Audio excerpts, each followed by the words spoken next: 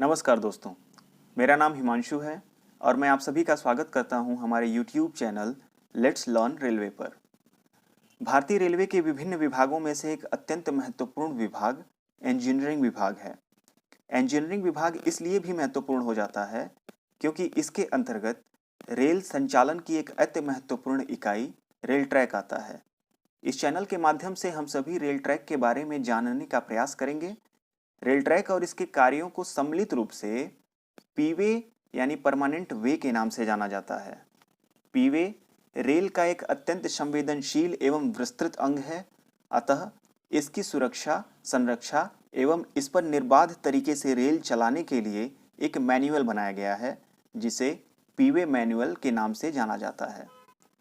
अतः इस चैनल के माध्यम से हम पीवे मैनुअल के अनुसार पीवे की सुरक्षा, संरक्षा एवं कार्य के बारे में विस्तृत एवं प्रायोगिक रूप से जानने का प्रयास करेंगे।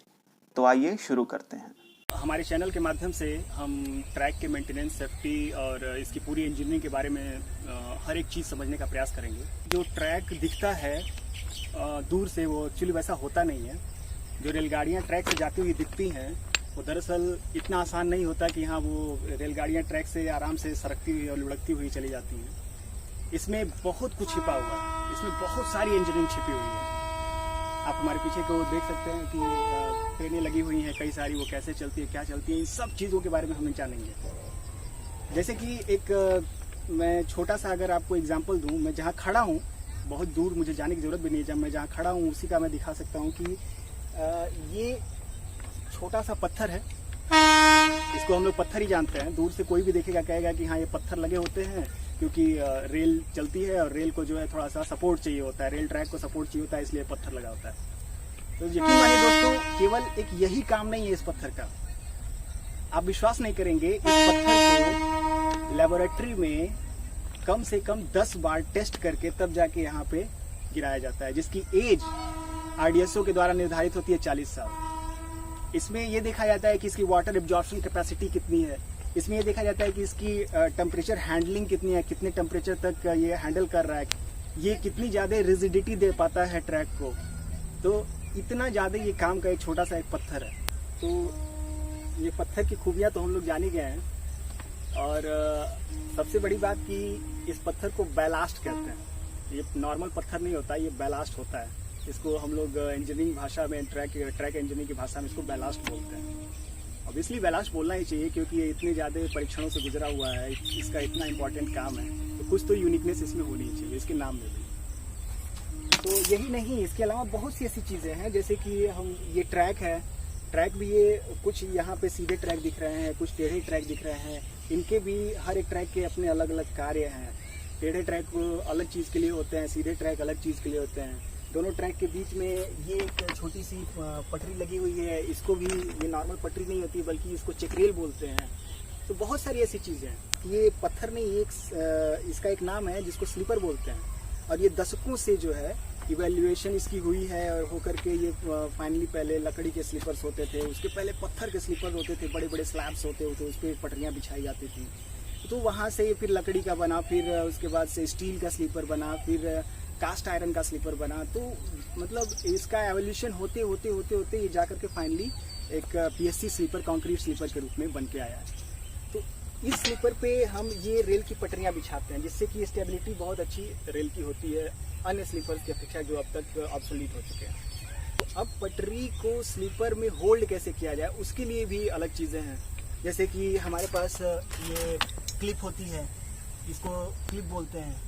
फिर क्लिप को फंसाने के लिए ये जैसे यहाँ पे लाइनर लगा होता है। फिर स्लीपर और ट्रैक के बीच का जो सरफेस होता है, ट्रैक का बॉटम और स्लीपर का सरफेस, दोनों के बीच में एक जीआरसी रबर पैड तक लगा होता है, ताकि किसी भी प्रकार के ट्रेन के आवागमन के वाइब्रेशन से ट्रैक जो है स्लीपर को डैमेज न कर सके। तो अभी भी केवल ये बहुत ही इंट्रोडक्शन है, बहुत ही नॉमिनल इंट्रोडक्शन है चीज़ों का। इसका एक एक चीज़ का बहुत ज़रूरी और बहुत ही टेक्निकल काम होता है ट्रैक इंजीनियरिंग में, जिसको कि हम लोग आगे आने वाली वीडियोस में बहुत अच्छे तरीके से इसको हम लोग जानने का प्रयास करेंगे। तो आइए आप लोगों को दिखाते हैं दरअसल एक अलग से इसकी रबर पैड, लाइनर और बाकी चीज़ों के बारे में। हाय फ्रेंड्स, तो मैं प्रशांत सिंह। अभी मेरे फ्रेंड हिमांशु जी ने आपको बहुत सारी चीज़ों के बारे में बताया। रेल्स के बारे में बताया कि रेल्स क्या होती हैं, बैलास्ट के बारे में बताया बैलास्ट क्या होता है। अब थोड़े सा हम लोग बात करेंगे जो उन्होंने छोड़ दिया, क्लिप्स और लाइनर के बारे में। इसके साथ साथ जीआर पैड को जानेंगे कि क्या होता है, फिर आगे बढ़ते हैं। तो शुरू करते हैं हम क्लिप्स से। तो फ्रेंड, ये जो आपको दिख रहा है इसको बोलते हैं ERC। ये जो आपको बिल्कुल, इसको लोकल भाषा में कभी कभी जिलेबी बोला जाता है, कहीं इसको पेंडाल बोला जाता है, कहीं इसको पेंडल बोला जाता है। ये नॉर्मली ट्रैक इंजीनियर्स हैं या फिर ट्रैक मेंटेनर हैं, ये अपने नाम से इसको अलग अलग वे में बोलते हैं, बनाते हैं। जनरली इसको इन द वे मैनुअल में बोला जाता है ERC। ERC means elastic rail clips. Rail clips का मतलब रेल को क्लिप करने का काम करता है विद स्लीपर्स, तो इसको ERC बोला जाता है। फ्रेंड्स, यही नहीं, इसके साथ साथ हमारे पास आपको यहाँ नीचे एक वाइट कलर का आपको पार्ट दिख रहा है, जिसे हिमांशु जी ने बताया था लाइनर है।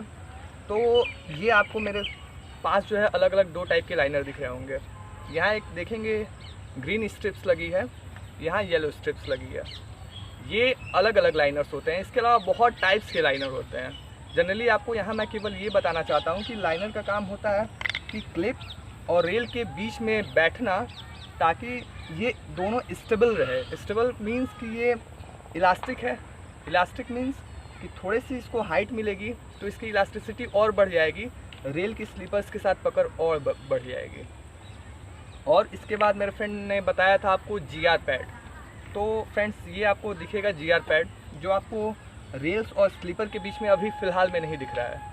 और यहाँ पे जो आपको दिख रहा है, ये रेल और स्लीपर के बीच में बैठता है। ये रबड़ का होता है, GR पैड बोलते हैं इसको, ग्रुप रबर पैड बोलते हैं। इसका काम होता है रेल और स्लीपर्स के बीच में रह के इसको स्टेबल बनाना। इसके साथ साथ रेल के द्वारा स्लीपर्स को नुकसान न हो, इसके लिए फ्रेंड्स हम इसका यूज़ करते हैं।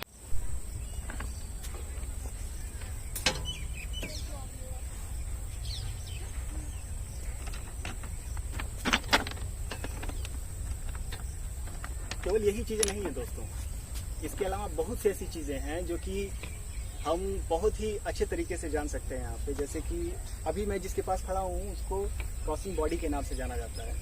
ये रेल से कम्प्लीटली एक अलग हिस्सा है। देखने में ऐसा लगता है कि ये रेल का ही एक हिस्सा है तो रेल का ही हिस्सा, लेकिन ये ट्रैक और इसमें इन दोनों के मेंटेनेंस और सेफ्टी में बहुत अंतर होता है।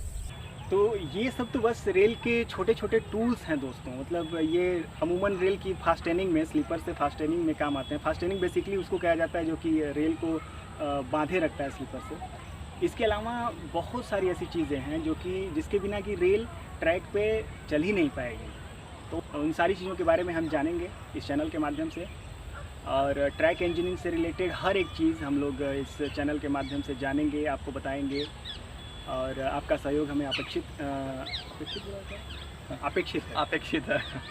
कमेंट के माध्यम से आप हमारा सहयोग करें। जो भी ऐसे दिक्कत हो या ऐसा लगे कि हमें और कुछ और बताना चाहिए या जोड़ना चाहिए, तो प्लीज़ आप कमेंट करें, वो सुझाव हमें दें। आपके सुझाव सादर आमंत्रित हैं। Thank you friends, then let's learn railway.